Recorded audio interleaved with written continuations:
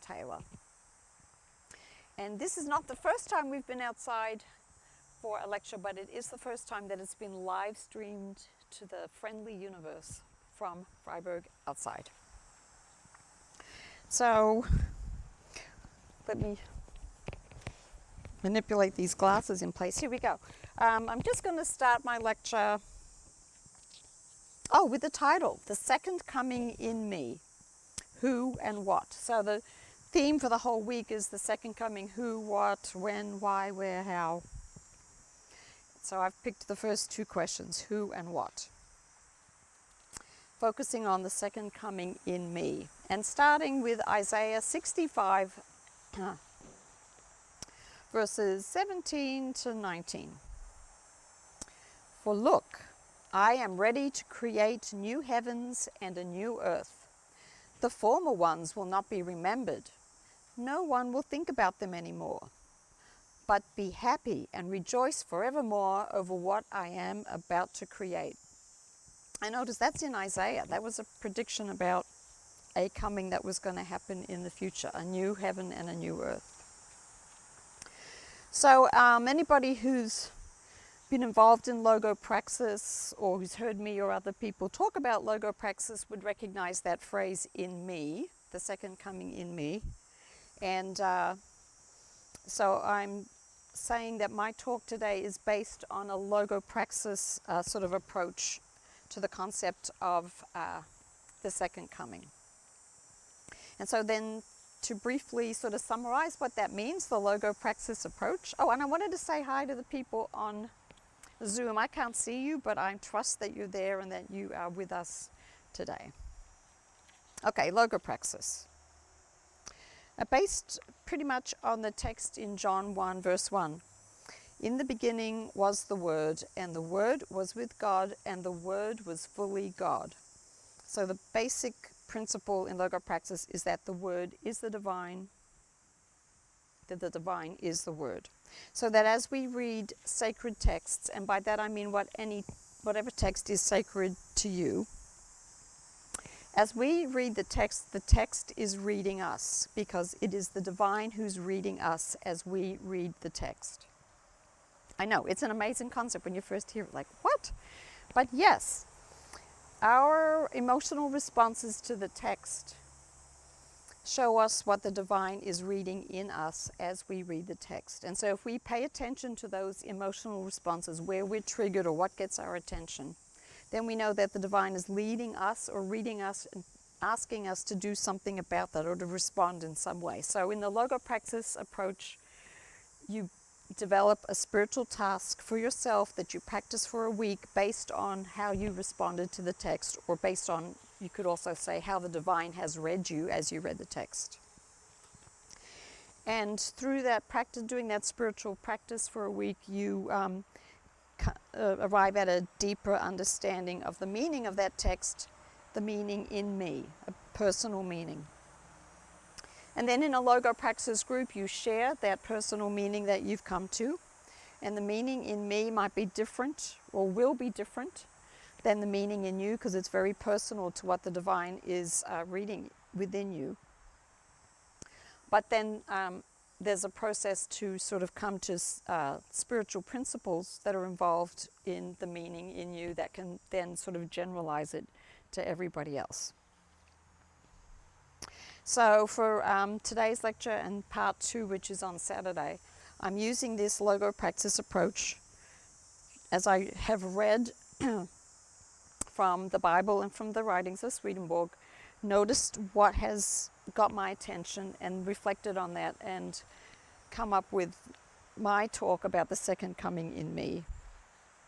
And then I hope to have been able to universalize it to everybody else. So it might sound like I'm being very egotistical or self-centered or something and just talking about what it means in me, but I'm doing that as an example of how it can be read, and you are of course invited to read them yourself and notice what it means in you. I just want to read this from the Logopraxis website. For Logopraxis, the texts that form the Word are those books of the Bible that have an inner meaning relating to the Lord's life, along with the revelatory works of the heavenly doctrine written by Emanuel Swedenborg. These are given for the development of a new church within the human mind. The practice is designed to offer an experience of working with truths from the Word in a structured way to support the processes involved in the regeneration of the human mind. So what I want to point out here is that there's an equation in this practice of logopraxis between the new church within the human mind and the regeneration of the human mind. And maybe that is obvious to everybody, but that was a sort of a new thought to me, that the new church is regeneration. All right, now this could be kind of a long and boring traditional lecture. So I came up with a little song for us to sing to sparkle it up every now and then. And this is how it goes. And I'll sing it first and then you can sing it along with me. And if you want to do hand motions or stand up or whatever you want to do in response, here we go. The divine has come again. The divine has come again in me, in you. The divine has come again. The divine has come again in me, in you again. So it's like 2 verses. All right. 1, 2, 3. The divine has come again. The divine has come again in me, in you. The divine has come again. The divine has come again in me, in you again. Thank you, Dean. The reflecting chorus. All right. So the first question is who? Who is involved in this second coming in me? What I was responding to here is in the Isaiah scripture. The part that got my attention was, I am ready to create new heavens and a new earth. And I guess what triggered me there was that it's the divine that's ready to create. It's not on my schedule, it's on the divine schedule. When the divine is ready, I will have a new heaven and a new church in me. So that very phrase, the second coming in me, implies 2 people or 2 beings involved. And the first one is the divine, who's coming again when the divine is ready. And then, of course, me, because it's going to be occurring in me that the second coming is going to happen. So who is this divine who's coming again? And depending on your perspective, you could come up with a bunch of answers. I thought of, in a more universal sense, the divine human one. For Christians, maybe the Lord God Jesus Christ is coming again. For Swedenborgians, with an understanding of the divine as love and wisdom together, maybe it's love and wisdom are coming again, or even the clear, glorious truth of the Word is going to be coming again in me. But who is me, in whom the second coming is going to occur? Well, I'm going to say it's not my body, because I don't expect Jesus to be reincarnated somehow in my body. And not my soul, using Swedenborgian and Greek understandings of the soul, where that is maybe the most inmost part of me that receives life from the divine. And nothing can change that. It doesn't change or get interrupted. It just receives life. So the coming in me is in the other part that's left, my spirit, which consists of the conscious and superconscious levels of my mind. So it looks like there's 2 co-creators. It looks like it's me and the divine that are coming again in me. But the reality is that there's really only one creator of the new heaven and the new earth in me, and that creator is the divine. I'm not creating a new heaven and a new earth, even though I'm involved in the process. But the way that I'm involved in the process is, even though I might feel like I'm doing all the necessary things like identifying my limitations, praying for help, trying to stop doing the things that are not good and trying to replace those with better behaviors, even though it looks like and feels like I'm doing all that work, in reality, the divine is doing all the spiritual work in me and allows me to have that feeling of agency or apparent autonomy so that it can happen. The divine isn't just going to create a new heaven and new earth in me without me feeling like I'm involved in the process, that I want to do it and that I'm willing to do it. So the divine human one is the one that's creating a new heaven and a new earth in my multi-layered spirit. The new heaven is in the higher or inner levels of my mind, which in Swedenborg are called the spiritual level and the celestial level, or in some translations, the heavenly level. Those are the inner or higher levels of my mind where the new heaven is being created. And I'm not actively conscious of those levels, but I am receiving love and wisdom from the divine through those inner levels, through the agency of angels. And the new earth that's being created is in my natural conscious mind, the discursive mind, where I'm familiar with thoughts and feelings. And in my natural conscious mind is where the new heaven is going to be manifested in the way I think and feel and live. Okay, so the next question. What are the first and second comings in me? I have two selections to read. The first one is from The Last Judgment, number 49, from Swedenborg. The former heaven, which passed away, was composed of those who possessed truths without good. And the new heaven was formed from those who possess truths and at the same time good. That's what the new heaven is.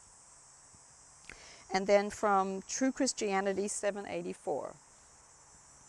It is in accordance with the divine design that the new heaven is to be formed first before the new church develops on earth. There's an inner level and an outer level to the church. Its inner level is united to the church in heaven, meaning heaven itself. This inner level has to be formed before the outer level. Then the outer level is formed by means of the inner level. And the bit in here in which the divine was reading me was that phrase from True Christianity: there is an inner level and an outer level to the church. Inner and outer, very common theme in Swedenborg. All right, time for song. Are we ready? The divine has come again. The divine has come again in me, in you. The divine has come again. The divine has come again in me, in you again. All right.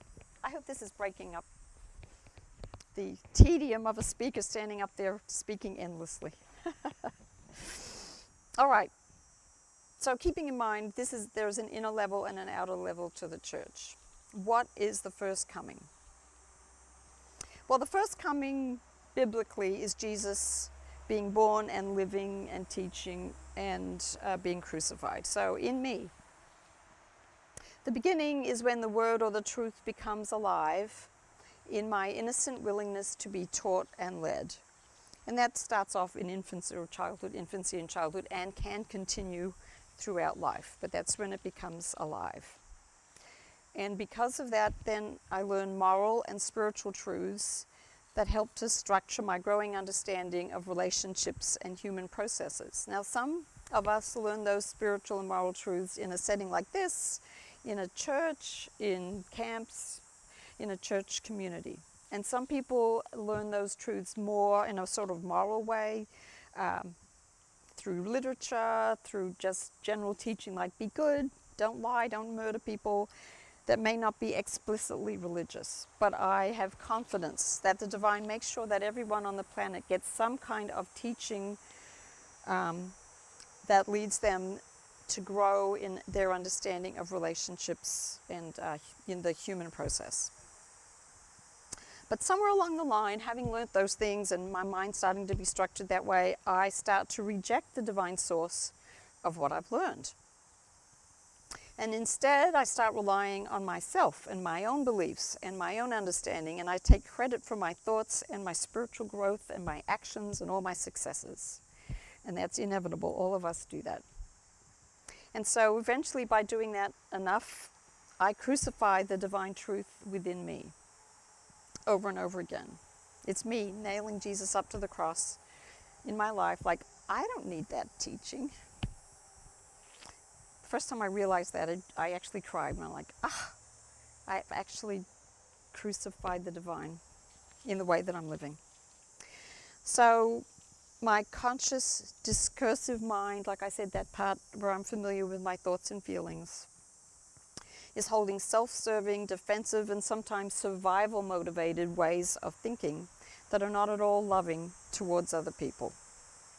I'm more interested in my own well-being than in your well-being, but in so doing, I am suffering spiritual pain and suffering, even though I may not know it, but feelings of isolation, feelings of revenge, which is painful, all those kind of things. And even though things might be going materially well for me, and I'm a grown-up, and I have a family, and I have a career, inside there's pain and suffering because of being so self-serving. But there is hope for resurrection. Resurrection of the actual truths and love from the divine that have been implanted, so to speak, in my higher mind. Hugh referred to these in his lecture, what are called remains or remnants of previous learning and emotional responses to the learning or emotional responses to events.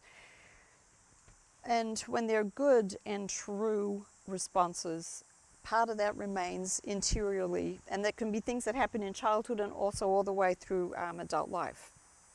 I'm not aware of them. They're stored up where I can't be consciously aware of them, but they do unconsciously influence my thinking and feeling and behavior. They're still alive within me, so there's a hope for resurrection because of the remnants that have been left in my higher mind. So that's my understanding of what the first coming in me is, and what then would be the second coming in me. Well, the Divine One creates a new heaven and a new earth in me. And the new heaven is more interior and has to be developed first before the outer level of the new earth is developed. So the new heaven forms in the higher levels of my spirit, and the new earth forms in my conscious natural mind that deals with earthly concerns. That's why it's a new earth. The church in me is the way that I receive the divine into my life. And so that's a Swedenborgian teaching that, I'm sure we all know, but just to be more explicit about it, the church really means how the divine is received. And that can be within an individual person. It can be within a married couple. It can be within a community. It can be within a larger religious community. It can be within a nation. It can be within the whole planet. It can be within the universe. You can go on and on. Wherever the divine is received, and the way in which it received characterizes a church. That's a terminology in Swedenborg.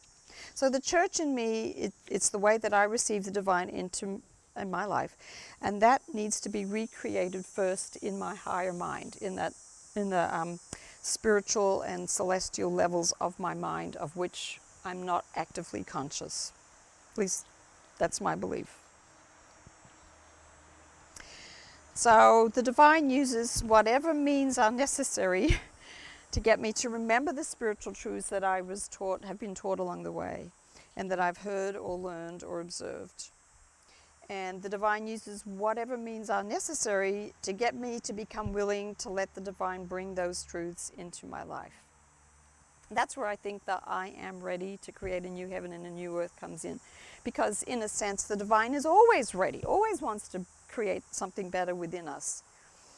But the divine is ready to use whatever manipulation, divine manipulation, to get us to that point. Because on our own, well, speaking for me, on my own, I wouldn't ever probably get to that point. I would probably stay self-centered as long as I could. And now I look back at my life and I see all these different ways that the divine was using, all the necessary means to get me to that point. Anyway, so then Through that, I become willing to let the divine bring those truths to my life, and being willing to use those true ideas in my life for the purpose of bringing more goodness and love into the world is what forms the new church or the new heaven in my higher levels of my mind. It's my willingness to actually act on those truths, to actually become more loving, to change a little bit of this and a little bit of that, and make incrementally build or be open to the divine building a new heaven in my higher mind. It's a whole new quality of the way that I receive the divine, because now I'm intending to use what is true from the divine to bring about actual goodness in my life, and more importantly in the lives of the people around me, in my relationships and my interactions with other people. It's a new quality of heaven, because there's always been a heaven. I've always been connected to the divine and to the angels. There's always been some influence of heaven, but now it's a new quality to the new heaven in me. It's me wanting that and trying to live it out, and that's the new heaven. So as that is being developed and created, it works its way out to my outer natural mind, the discursive mind, the mind that I'm familiar with living in. The new earth in me is recreated in my natural mind, where the true ideas I've been given and this new intention to let those truths manifest in good actions, they work together in concrete ways in my earthly self. And that is the new earth in me, the new natural mind that's consciously trying to implement what I've learned and what I've learned to love. So now I want to go back to the readings in Isaiah and Last Judgment and True Christianity and restate them as processes in me. I hope you don't find this sacrilegious or anything, but I'm just taking it from a general statement that's given in the texts and make it personal for me. So from Isaiah. For look, I'm ready to create new ways for you to receive heaven in your mind, and new ways of living your earthly life. This is the divine speaking to me. I'm ready to create new ways for you to receive heaven in your mind, and new ways of living your earthly life. And then from the Last Judgment. The former heaven in me, which will pass away, is composed of those parts of my spirit that possess truths, but don't use those truths for good. And the new heaven will be formed in me from those parts of my spirit that will possess truths and at the same time use them for good. And from True Christianity, adapted from True Christianity. It is in accordance with the divine design that the new heaven in the higher levels of my mind is to be formed first before the new church develops in the earthly parts of my mind. There is an inner level and an outer level to the way I receive the divine in me. Its inner level is united to the reception of the divine in heaven, meaning heaven itself. This inner level in me has to be formed before the outer level. Then the outer level is formed in me by means of the inner level. That's what I have for today. Do you want to sing a song again, or do you want to go to questions? Let's sing a song. The divine has come again. The divine has come again in me, in you. The divine has come again. The divine has come again in me, in you, again. All right, so now, open for questions. Oh, microphone. I had it, but I don't see it anymore.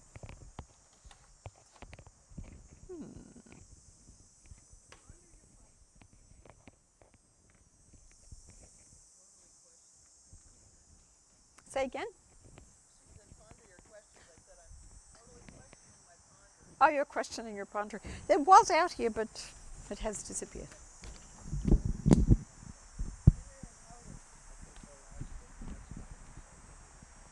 We can wait.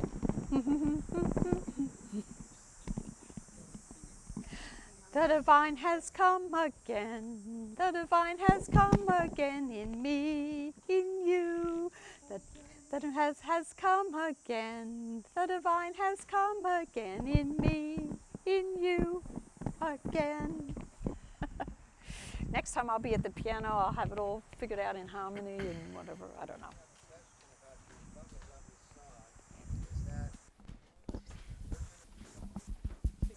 The question is, another song, or did I make it up entirely? The lyrics and the tune.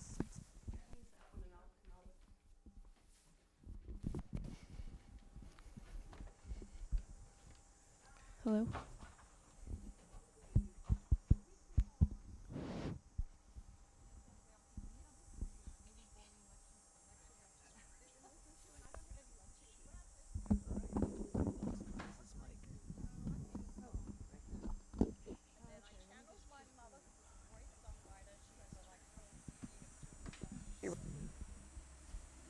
And that's We've lost her mic now.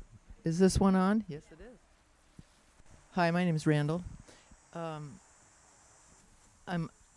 am a newbie. I feel like. Anyway, a question. wait. Hello? It went off. Oh, that's better. No, can't hear you. Oh.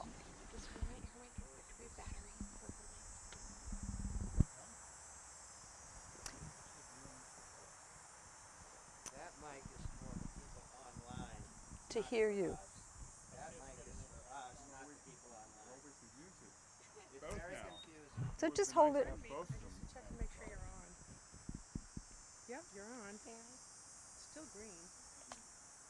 She's checking your battery. Christina, are we, Oh, my battery. are we supposed to hear what? I think we've always heard it inside.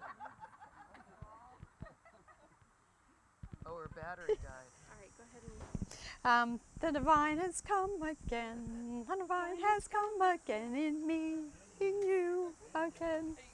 Yep. Now, and Randall's voice is not supposed to be being microphoned or whatever. Like, the purpose of that microphone is so that the people online can hear, right? And us, okay. And us, Because I at thought first so, it just started like off always. loud, but then the volume cut out here. Oh, here? Yeah. Speak again, Randall. Hello, you Oh, can now hear it's me good. fine. We're good. All right. Your question is about the Inner and outer, just maybe a definition from Swedenborg point of view. From my understanding of Swedenborgian theology, there for everything, there's an inner sort of energy and it's manifested in an external energy or an outer energy. For instance, the sun in heaven. Okay, we'll start off with the divine in heaven, manifest as a sun in heaven, and that manifests in our planetary system as our sun. So the inner would be the divine and the spiritual sun, and the external is our sun. And that's how you get correspondences. Okay. The teachings about correspondences, because for every material thing that we see and experience in this world, there's an inner reality, which is spiritual. We're doing a little battery change on the microphone, which also died. The divine has come again. The divine has come again in me, in you. The divine has come again. The divine has come again in me, in you again. Okay, Gardner has a question. And next after that is Dean. So I appreciate Randall's question and your answer. I'd like just to piggyback on your answer to suggest to Randall the answer, an answer. So I'll use it right now. So if you're looking at Roz as I am, so you could look at Roz. We're all looking at Roz. We see Roz. Her appearance simply comes from the external to us through photons and into our retina, which is external to the brain, which then goes to the visual cortex, which is internal to the retina. Then the visual cortex, we're just looking at an image which is external to us physically. Now, once it becomes an image, actually, if you close your eyes, as I am, you can still see an image. You can recall it. That's simply a visual memory of seeing Roz. That's a mental image, and that is the outermost of the mental mind, because that's a mental image. So that the physical image is external to the mental image. The mental image of Roz is external to my thoughts and feelings about seeing Roz and listening to them. They're all good feelings, and they're all wonderful thoughts. So thank you. Those thoughts and feelings are internal to the external visual sight of her. Are you getting a feeling for it? That's no help at all. Raise your hand if that was slightly helpful. Sorry, Randall. How? Okay, so I just want to conclude by saying that Swedenborg's writings are difficult, and it does take a little tiny bit of effort to realize that he's talking about levels of the mind, because the mind comes in levels. And I'll conclude this with a very general notion. It comes from psychodynamic psychology that we have an external way of acting and generally an internal set of motivations of which we're not conscious. The internal motivations are internal to our external actions. Does that help a little bit? Yeah. Aha! That helped a little bit. And I think it would be helpful if we just say, hey, let's try to let's get my head around this a little tiny bit, because that will absolutely help with understanding what the teachings are helping us with. But Dean was next. Oh, Dean and Sorry, then Dean. and then Colgate. Yes. Hey, Roz. Yes. You were talking about the second heaven business. Would it be okay to say that perhaps part of that is when, for instance, I see the Ten Commandments as a list of rules, or like a camp here, the list of rules that we have to do, sort of like your psalm this morning. But then it comes into my heart, and is that what a second heaven thing is? Yes. When I just say, oh, it's not a rule, it's a blessing, and not just the Ten Commandments, anything, that once you make that switch. I agree. I agree with that a lot. All right. This Randall, is I Hugh. was- This is Hugh asking or making a Yes, comment. this is Hugh. And I was... Who? Hugh. You? Okay. So much the rhyming games. Randall, I was thinking of a different way of explaining the inner and outer. We all have thoughts and can express those thoughts, but we have an ability to think or reflect upon our thoughts. So the thoughts, as we're talking to somebody, that could be the outer, the external. Our ability to reflect about those thoughts is the inner process going on. So, and the interesting thing, there's even deeper levels to that. Thank you. Colgate and then Dave. This is Colgate. You gave me hope, because in part of the lecture you said that this spiritual level of this other level was coming to us, right? It was there, right? How do I trigger it? God will answer that in his next lecture. We sort of gotten part of the answer here, but it seems to me that what are the various things that begin to allow it to come into us, right? If it's there, it's always there, it's waiting. What are some of the things that allow us to move into that other level?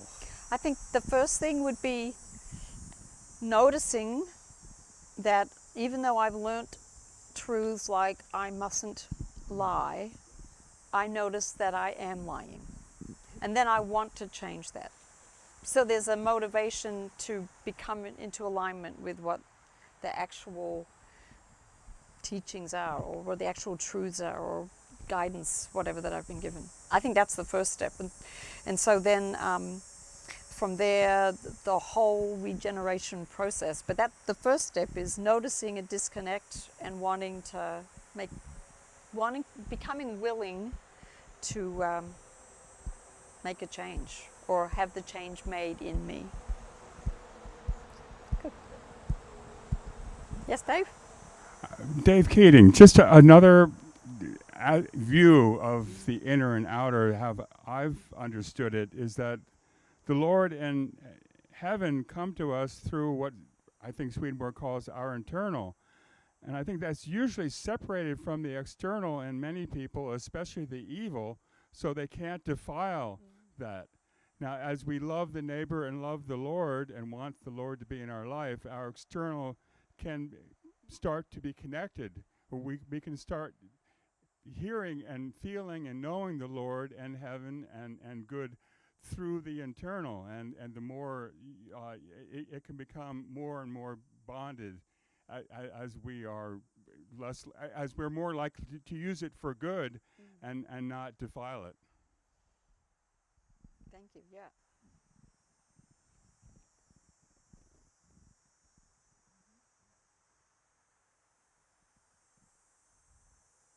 Any other closing thoughts? Rods, is the word divine, is that a verb? Are I've you never- being a verb? I've never used the divine as a verb that I know of. I use it as a name for that which is divine. So adjective? Maybe. I see. I suppose there is a way in which divine is energy and is a verb. But just grammatically speaking, I don't think I use it that way. But thank you for that. I could go with that one on a simple Latin and Swedenborg. Swedenborg uses the word divinum. It's a neuter, by the way. It's divinum humanum. It's neither masculine nor feminine. God is not gendered.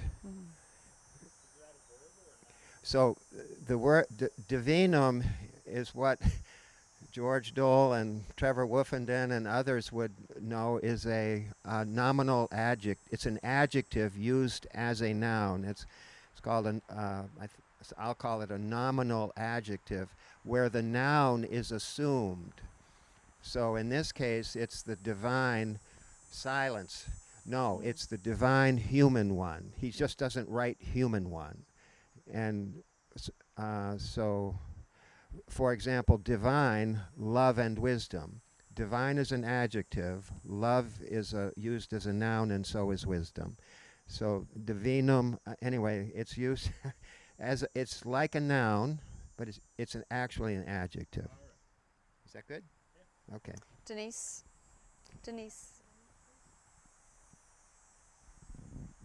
Hi, Denise here. In answer to the how do we get this or call this to manifest, there are two such basics that haven't been mentioned, but reading the word and praying are, in my understanding from childhood, the two basics there, asking and then gaining information or the word from the divine. Thank you for adding that, yes. Reading the word and prayer, all part of it, definitely.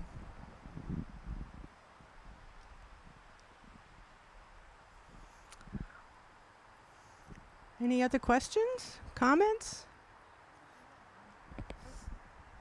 Randall again.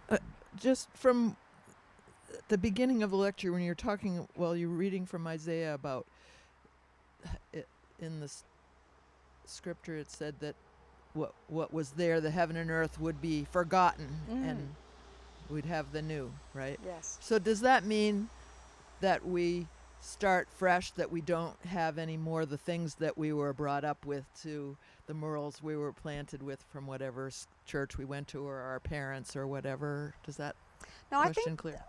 the way what I response to that would be that anything that's really true and good and loving that we were taught as a child or from whatever source we got it would stay with us.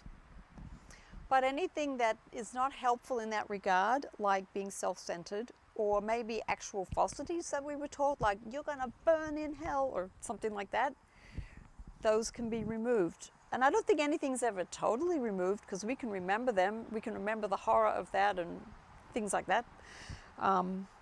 Apparently, in the spiritual world, when we move on to that realm, those things are held way off to the side, and we're not conscious of them unless the divine wants us to remember it for some reason. But nothing is completely taken away from your book of life, but the good things remain active in your life.